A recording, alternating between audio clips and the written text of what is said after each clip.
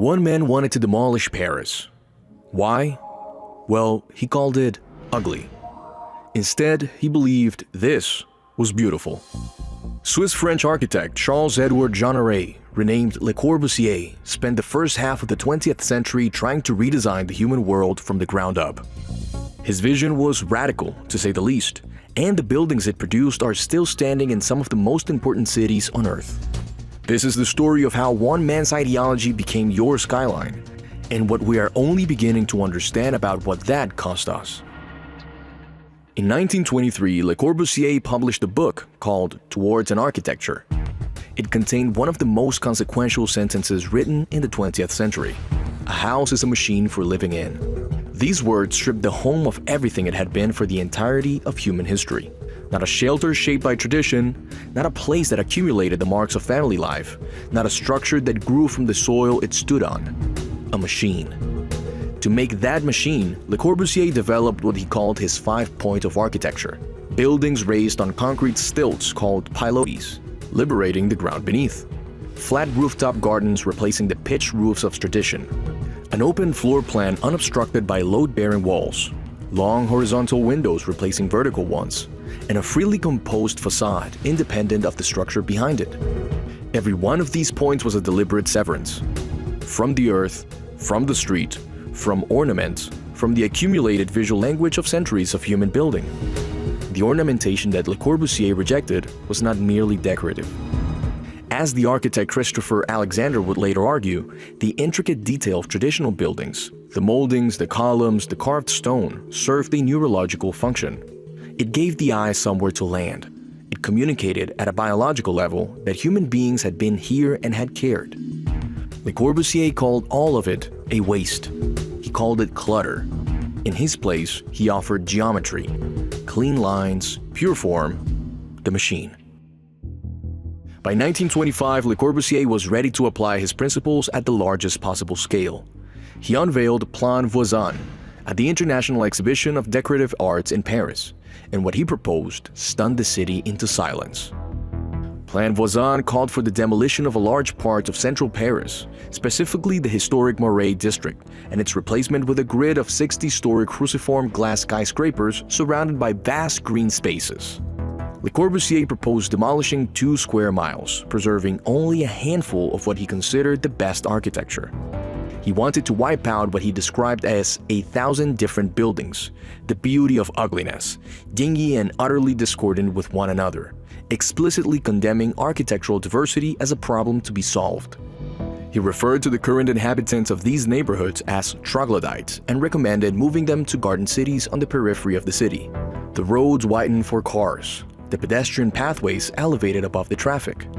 The spontaneous street life of Paris, its cafes, its corners, its crowds, replaced by what he called Cartesian order. If you're finding this story interesting, take a second to like our video, subscribe to our channel, and turn on the notification bell so you don't miss a new video once we drop it. To understand why Le Corbusier's architecture felt the way it felt, it helps to understand what he believed. According to Duke University's Mark Antliff, Le Corbusier endorsed various groups in the 1920s and 30s, ranging from Georges Valois' Facheux movement, France's first overtly fascist party, to Hubert Lagardelle's regional syndicalism. After the fall of France in 1940, Le Corbusier announced his allegiance to the reactionary regime of Marshal Pétain and sought to join the Vichy government himself.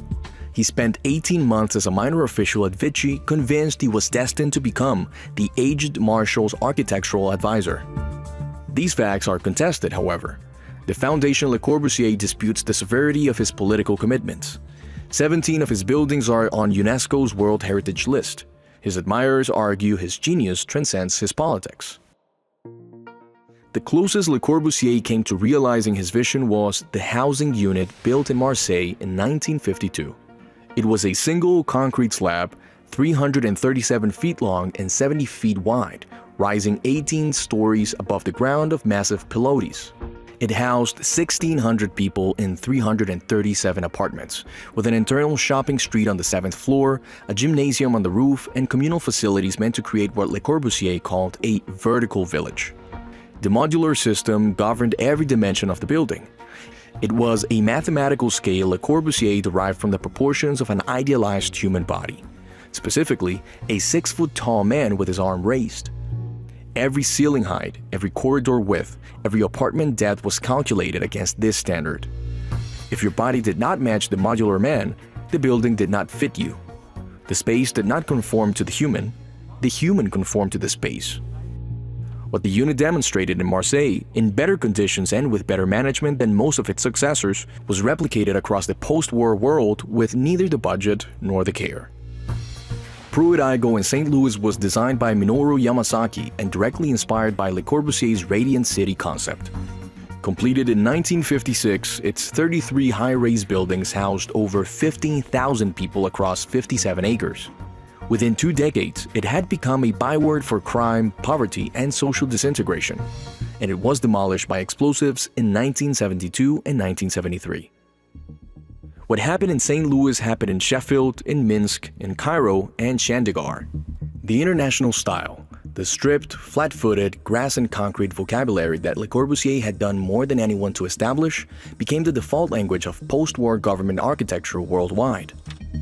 A government that wanted to house a population quickly, visibly, and under centralized control found the Corbusian tower block an ideal instrument.